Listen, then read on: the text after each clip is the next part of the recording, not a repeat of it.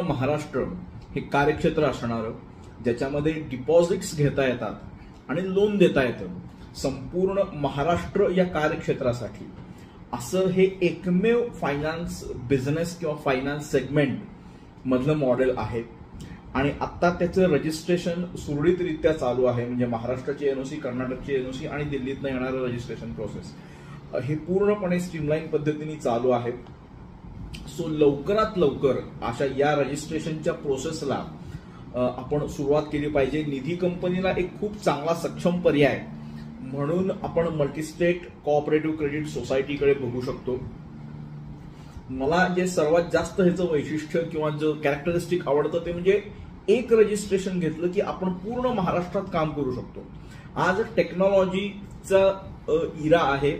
आपल्याला कुठलीही finance entity असेल ती टेक बेसच चालवावी लागणार आहे इथून पुढे.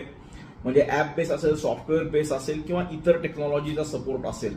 सो त्याच्यासाठी जितकं मोठं कार्यक्षेत्र असेल आणि ते जर एका सेंटर पॉइंटवरनं रन करता येत असेल तर ते खूप सक्षम असं फायनान्स बिझनेसचं रजिस्ट्रेशन आहे असं 100% आपण म्हणू शकतो.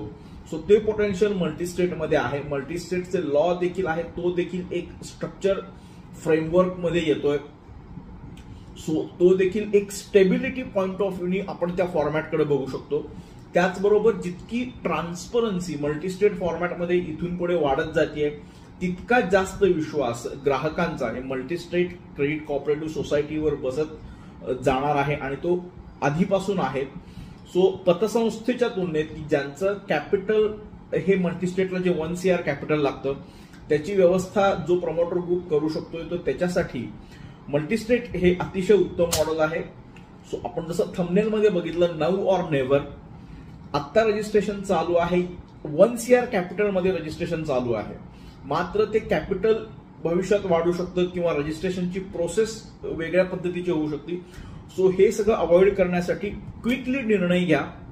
फार विचारांमध्ये वेळ घालवू नका कारण की या संदर्भात इन्क्वायरी बऱ्याच होतात मात्र ते पुढे जाताना दिसत नाहीये. नवीन रिजिम मध्ये 7 नवीन रजिस्ट्रेशन्स आलेली आहेत. सो आपण क्विकली त्याचा निर्णय घ्या आणि आपण रजिस्ट्रेशन प्रोसेस चालू करू शकतो.